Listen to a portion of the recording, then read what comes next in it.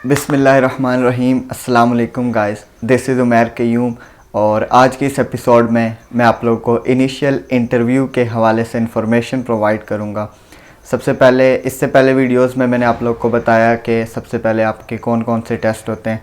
Initial academic, verbal, non verbal, उसके बाद आपका फ़िज़िकल टेस्ट होता है, उसके बाद आपका मेडिकल टेस्ट होता है। अगर आपके ये तमाम टेस्ट क्लियर हो जाते हैं तो फिर एंड में आपका इंटरव्यू होता है, जिसको हम इनिशियल इंटरव्यू बोलते हैं।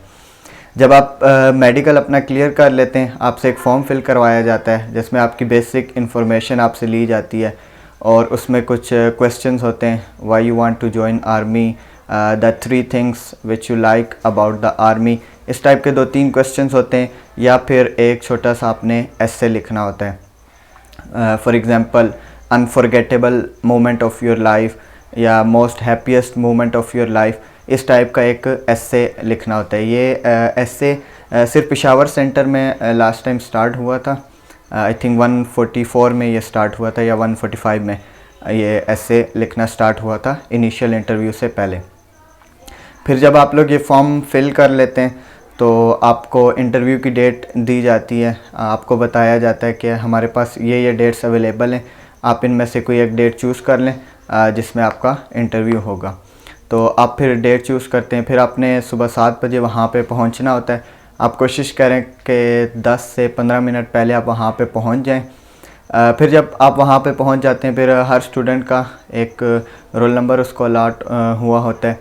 तो आप लोग को बाहर बिठाया जाता है और 5-5 या 10-10 बच्चे करके वो लेकर जाते हैं इंटरव्यू वाली साइड पे। तो वो नेम्स बोलते रहते हैं और जिसका नेम बोला जाता है उसने फिर वहाँ से उसको अंदर लेकर जाते हैं इंटरव्यू के लिए।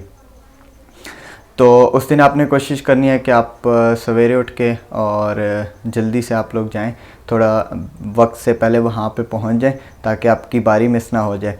तो फिर जब आप लोग वहाँ पे चले जाते हैं, आपको रूम के बाहर खड़ा कर दिया जाता है और आपको बताया जाता है कि जब आपकी बारी आएगी तो आपने इस रूम के अंदर इंटर हो जाना है।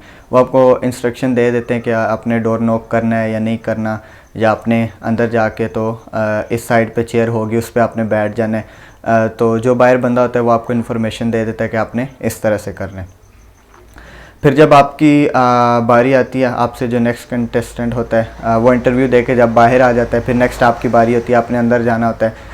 तो जब आप लोग अंदर जाते हैं, किसी टाइम एक इंटरव्यूअर होता है, कभी 2 होते हैं, किसी रूम में 3 इंटरव्यूअर होते हैं। तो आप जब सामने जाकर बैठते हैं तो जो बंदा आपसे क्वेश्चन करता है, आपने कोशिश करनी है कि आपने सिर्फ उसको देखना है। बाकी जो 2 या एक बंदा उनके साथ बैठा होता है वो सिर्फ आपके बॉडी लैंग्वेज को जज कर रहे होते हैं कि आपके हाथ वगैरह तो नहीं कांप रहे, आपकी टांगें तो नहीं कांप रही, या वो आपको ना कोई चीज़ से आपकी क्या कहते हैं उसको डायरेक्शन कन्वर्ट करने की कोशिश करेंगे, यानी आपकी अटेंशन डाइवर्ट करने की कोशिश करेंगे जो उनके साथ बैठे होते हैं इंटरव्यूअर के साथ। तो आपने उनकी तरफ ध्यान नहीं देना, आपने जो आपसे क्वेश्चन करते हैं आपने उनके साथ आई कांटेक्ट करके उनको आपने आंसर देना है। उसमें बेसिकली जो आपसे क्वेश्चंस पूछे जाते हैं, मोस्ट इम्पॉर्टेंट क्वेश्चंस जो हैं करंट अफेयर्स के, करंट मिनिस्टर्स के, उसके अलावा कोई करंट वर्ल्ड न्यूज़ आप पढ़ के जाएं, पाकिस्तान के हवाले से जो न्यूज़ हैं वो आप पढ़ के जाएं। जो करंट अफेयर चल रहा है, कोई मसला चल रहा है मुल्क में या पूरी दुनिया में, उसके हवाले से आप लोग पढ़ के जाएं। उसके साथ साथ आपको वर्ल्ड मैप का पता होना चाहिए कि टॉप जो बिगेस्ट ओशन कौन सा है या स्मॉलेस्ट ओशन कौन सा है। इस तरह से कुछ कंट्रीज़ के कैपिटल्स आपको पता होने चाहिए। उसके अलावा पाकिस्तान के आपको नेबर कंट्रीज़ के बारे में पता होना चाहिए कि पाकिस्तान के साउथ में कौन सा कंट्री है, वेस्ट में कौन सा कंट्री है, इनकी इन्फॉर्मेशन आपको होनी चाहिए। उसके अलावा आपसे बेसिक क्वेश्चंस होते हैं एकेडमिक के। उसके अलावा आपसे इस्लाम के रिलेटेड कोई क्वेश्चंस पूछ लिए जाते हैं। फॉर एग्ज़ाम्पल वज़ू के फ़राइज़ बता दें या गुस्ल के फ़राइज़ बता दें, या जो साइड वाले फ़रिश्ते हैं इनके नाम, या इस तरह बेसिक क्वेश्चंस होते हैं, इतने मुश्किल नहीं होते। तो आप अच्छे से प्रिपरेशन करके जाएंगे तो इंशाल्लाह आपको कोई मुश्किल पेश नहीं आएगी।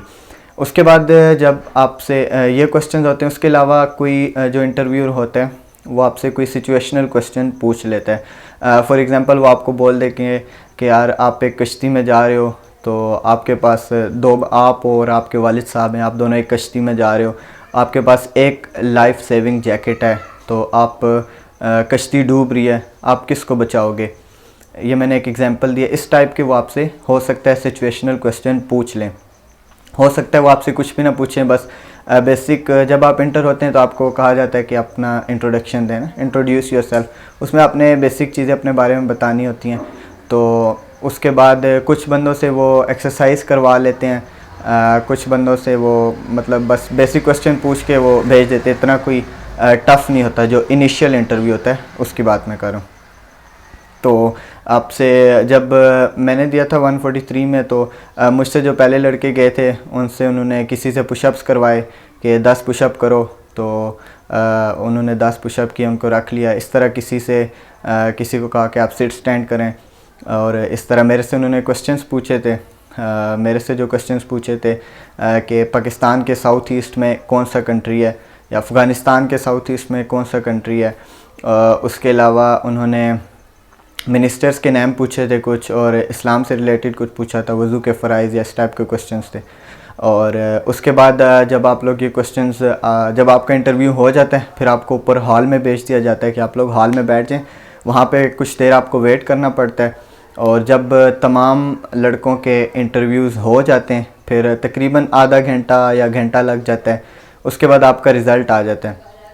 आप सबको बिठा दिया जाता है और आपको बताया जाता है कि आपने जिसका रोल नंबर कॉल किया जाएगा वो लोग बाहर आ जाएं, और जिसका रोल नंबर नहीं कॉल किया जाएगा वो लोग बैठे रहें। तो जो नॉट रिकमेंड हो जाते हैं, जिनका इंटरव्यू क्लियर नहीं होता, उनका रोल नंबर पुकारा जाता है और उनको बोला जाता है कि आप लोग सीट से उठ के बाहर आ जाएं। तो जिनका क्लियर नहीं होता उनको फिर घर भेज दिया जाता है, और उनको बताया जाता है कि आप लोग इंशाल्लाह नेक्स्ट कोर्स में ट्राई करें और मज़ीद मेहनत करके आएँ, तो इंशाल्लाह आप लोग ज़रूर कामयाब हो जाएंगे। उनको घर भेज दिया जाता है। बाकी जो बच्चे सेलेक्ट हो जाते हैं उनको फिर वहाँ पे बिठाया जाता है और उनको ISSB फॉर्म दिया जाता है। जो फॉर्म उसके बारे में आपको तमाम इन्फॉर्मेशन वो लोग प्रोवाइड करते हैं कि आपने इस फॉर्म को किस तरह से फ़िल करना है। आपको 2 या 3 दिन का टाइम दिया जाता है कि आपने घर जाके ये फॉर्म फिल करवा के लाना है, और इस डेट को हमें अपने फॉर्म सबमिट करवाना है। उस फॉर्म में कुछ आपने डॉक्यूमेंट्स वगैरह टेस्ट करवा के पेस्ट करने होते हैं। उसके अलावा आपकी बेसिक इन्फॉर्मेशन और इस टाइप के क्वेश्चंस होते हैं जो ISSB फॉर्म होता है। और आपने कोशिश ये करनी है कि जो आपका सच है बिल्कुल आपने वो लिखना है उस फॉर्म में, क्योंकि आपसे 2-3 जगह पे फॉर्म फिल करवाए जाते हैं। तो अगर आपको कोई इन्फॉर्मेशन, फॉर एग्ज़ाम्पल आप कोई चीज़ झूठ लिख रहे हैं, तो आप भूल जाएंगे कि यार मैंने लास्ट फॉर्म में क्या लिखा था, अब इस फॉर्म में क्या लिखूं। तो आप कोशिश करें जो सच है आप वो लिखें, और फिर इंशाल्लाह जब आपका ISSB फॉर्म आप सबमिट करवा लेंगे, फिर आपकी ISSB की डेट आ जाएगी। तो नेक्स्ट वीडियो में इंशाल्लाह मैं आप लोग को बताऊंगा कि ISSB में कौन कौन से टेस्ट होते हैं और कौन कौन से डेज़ में टेस्ट होते हैं। तब तक के लिए अल्लाह हाफ़िज़। पाकिस्तान ज़िंदाबाद।